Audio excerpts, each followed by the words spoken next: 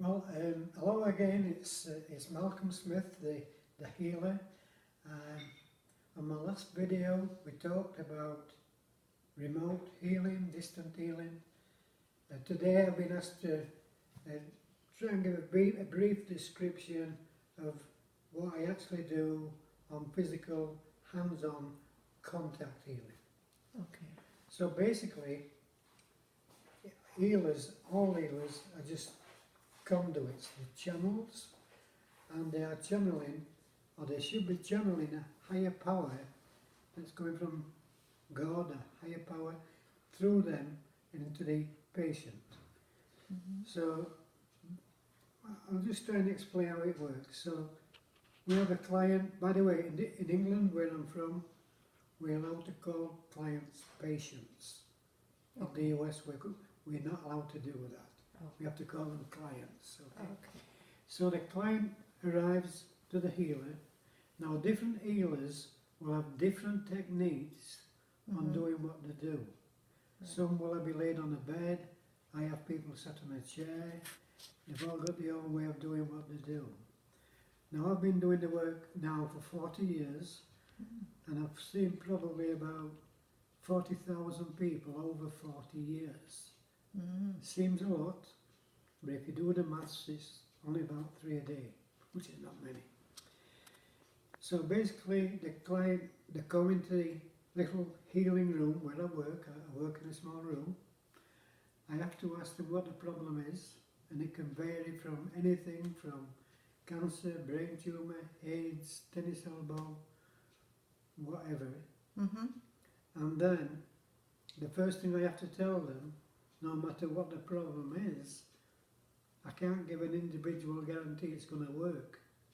Right. Because I'm not God, I'm just a conduit. Okay. And you never know what kind of response or reaction they're going to have to the energy. In fact, you can have 3 people with exactly the same problem. One will get 100% healed. The other person, which appears to be the same problem, may only get a percentage of improvement. And the other person with the same problem will never respond. We don't know why. We don't know why. But at least 70% of the people I see will respond to the energy that passes through me into them. Okay. And that response ranges from a slight improvement, but that's an improvement, to a 100% improvement. Right. Now I get asked how many times, how many visits do I need to see you? Well, again, it depends on how receptive the person is. Okay. Depending on the severity of the problem, depends on how many visits the person makes. Usually, I suggest to the person I'm trying to help maybe 2 visits, and again, if it's working fine, stay with it until you get to where you need to be with the recovery. Okay. If it's not worked after 2 visits through my mediumship, it may not work for that person. I see. Sometimes I get asked the question, how long does the client have to sit in front of the healer to receive this healing energy? Well, again, it depends on how open or receptive that person is. Right. Now, believe it or not, healers who've been doing the work many years, and like I say, I've been doing it 40, they believe that probably it's the first 2 minutes of the input of the energy that's going into that person that's going to do what it's going to do on the day. Okay. But on a psychological level, many of these clients, they've come a long way, 20, 30, 50 miles, and they want more than 2 minutes. So usually it's about a 25-minute session with the actual physical hands-on. I see. And then once the energy is being given, we have to wait then, usually 2 or 3 days after receiving it, just to see if they are responding to it. And again, most will. Right. Most will respond. Good. Now, again, from observations of doing the work all these years, I think different healers have got different expertise at doing what they can do. For example, I have a lot of success with eyesight problems, even restoration of sight for people who've been blind, Yeah. anything to do with the heart or the liver. Diabetes too, I have good success with. But I don't have too much success with deafness Oh. or neurological problems. Now, some healers, they'll be very good at doing that, Okay. but they may struggle with what I'm good at doing. Yes. It's Yes. as though they have an expertise in what they do.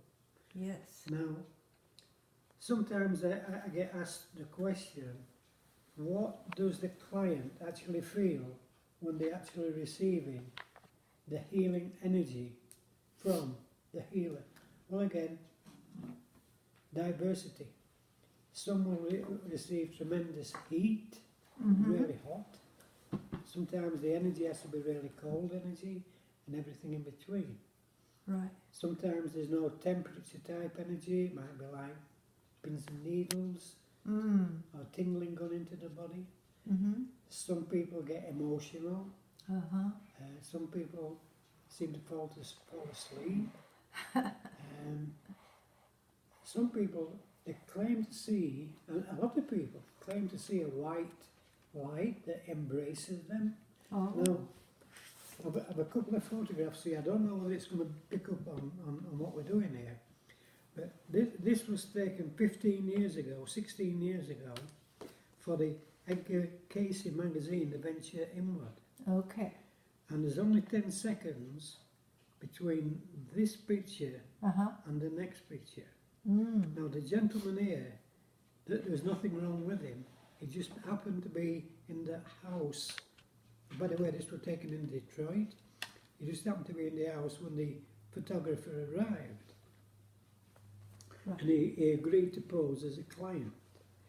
So here we go. Picture one. And then the lady photographer said, can you just hold it there? I'm going to take another one. 10 seconds later, we have this picture. Wow. Now, Yeah. by the way, the original pictures, photographs were sent away to be analysed. They cannot find anything wrong with the film.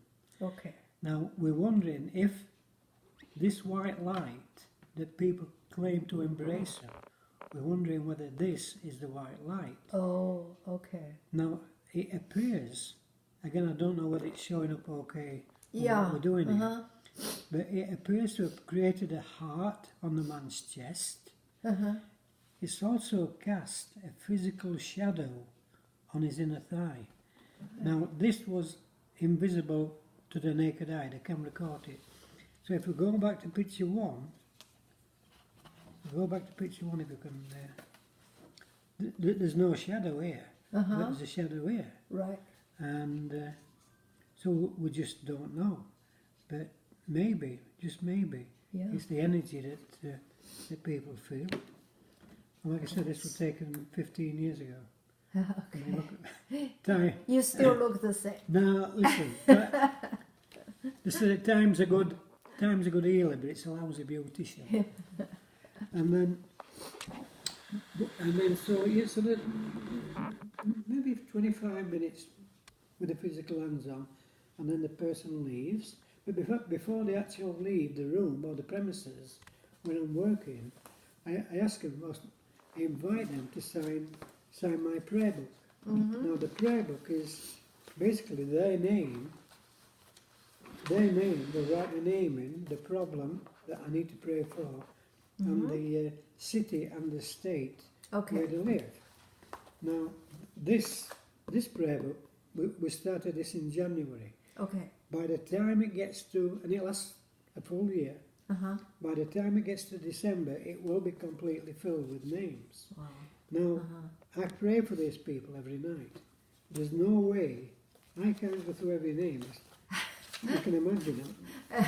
So what I do, on a night time, about 10 p.m., I place the hands on the book, and through my prayer, I'm asking God to allow the prayers of the people in the book to be answered. Oh. And if it's for the higher good, always for the higher good, the prayers definitely get answered. I do see amazing things Yes. from the prayers. I can testify to that. Okay? Yes. Yes. So I do that every night. Mm-hmm. And like I say, the improvement, it can vary from client to client. Some will get a speedy recovery, Okay. no matter what the problem. Uh-huh. Some it takes a little bit longer, and again for 30%, nothing. Okay. That's really helpful. Thank you very much. So anyway, that's the end of this video. I don't make them too long because... yeah, we don't want to keep it too long. No. Right. Okay. Okay.